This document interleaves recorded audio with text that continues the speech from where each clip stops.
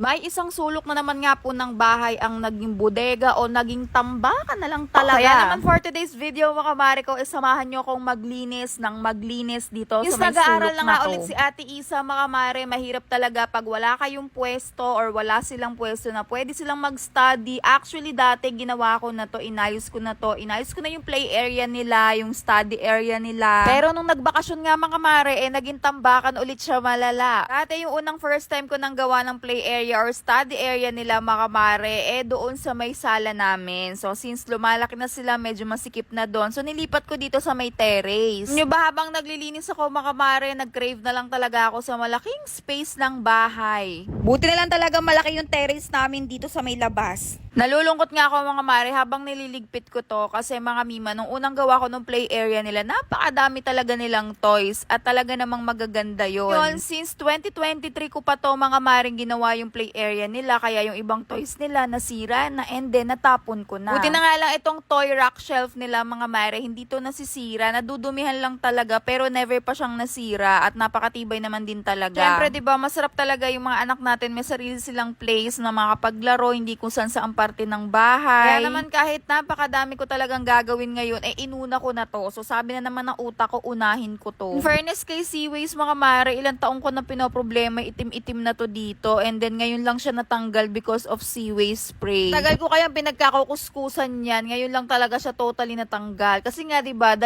taon na to kaya ayan nangingitim na talaga siya. Maghapon din ako naglinis dito mga mare kasi sobrang alikabok talaga niya at binacuum ko na talaga malala yung mga bintana. Itong bintana na to ng kwarto namin. Gusto ko nga siyang pinturahan ngayon mga mare yung pader pero napakadami ko kasi kailangan tapusin. Kaya for the meantime, ito na lang muna para na lang sa ganon may maayos at malinis at the same time may space yung mga bata. Buti na nga lang din may vacuum ako at iba't iba pang gamit pang linis. Hindi ako nahihirapan dito. Tatanungin niyo naman ba't walang pintura yung bahay na to? Ewan ko ba sa nadatnan na lang namin to, wala talaga siyang pintura. Kumbaga ako na lang yung nag-initiate magpintura kasi gusto ko makakita ng color. Habang naglilinis nga ako mga mare, nakita ko yung activity nung kinder ni Ate Isa at talaga namang nakakatuwa. Tinatabi ko mga mare yung mga activity niyang ganyan at isinunod ko namang linisin mga mare ko yung puzzle mat nila at 2 years na nga rin to pero maganda pa rin yung quality niya. Sa Educrate ko ata to nabili mga mare, kita nyo naman 'di ba, 2 years na ang ganda-ganda pa rin ng quality. At tapos sinusukat ko nga kung paano ko ilalagay yung mga bago kong binili na chart kasi yung dati kong binili ay sira na. Pero eto muna mga mare ang hinarap ko. Kaya eto talaga ang dahilan mga mare kung bakit nakapag general cleaning at naibalik ko yung space nila. Dahil bumili lang naman ako mga mima ng kanilang study table. Diyos ko, napakabigat. Kaya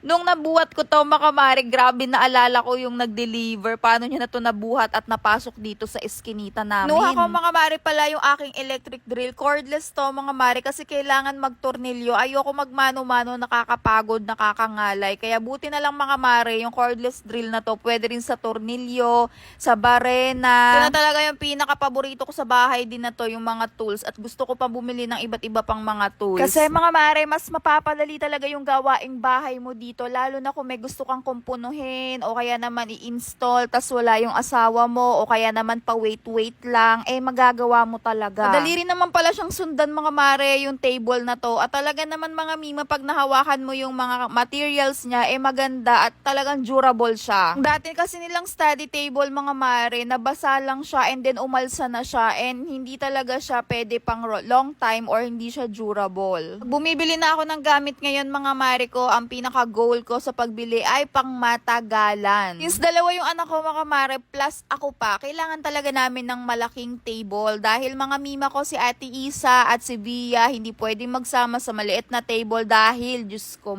grabe talaga ang bardagulan nilang dalawa. Kaya yan mga mare, dulo-dulo sila ngayon, kanto-kanto sila ngayon mga mima, hindi makakapag-agawan at hindi makakapag-away. Pinatry ko na nga kay Ate Isa mga mare ko yung ating upuan at talaga namang sturdy siya kahit ako mga mare nung tinry ko, kayang-kaya naman pala talaga ako nung upuan niya. After nun, sinunod ko na yung paan ng lamesa at tignan nyo naman si Via, napaka-patiently waiting talaga dito sa Gedli. Ang kainaman nga sa lamesa na to, pwede mo siyang i-adjust kung gaano kataas ang gusto ninyo. Kaya bago ko pagdesisyonan ng taas mga mare, pinasukat ko muna kay Ate Isa at eto medyo mababa nga sa kanya, kaya eto mga mare i-adjust na natin. So since hindi ko alam kung paano ba ito susukatin yung taas niya, so the power of instinct ang pinagana natin. Talaga naman pag may tools ka mga mare, madali talagang magkumpuni-kumpuni. Sumakit talaga yung likod at buong katawan ko sa pagkukumpuni ng lamesa at paglilinis dito sa terrace na to mga mare. At eto na, natapos na natin mga mima.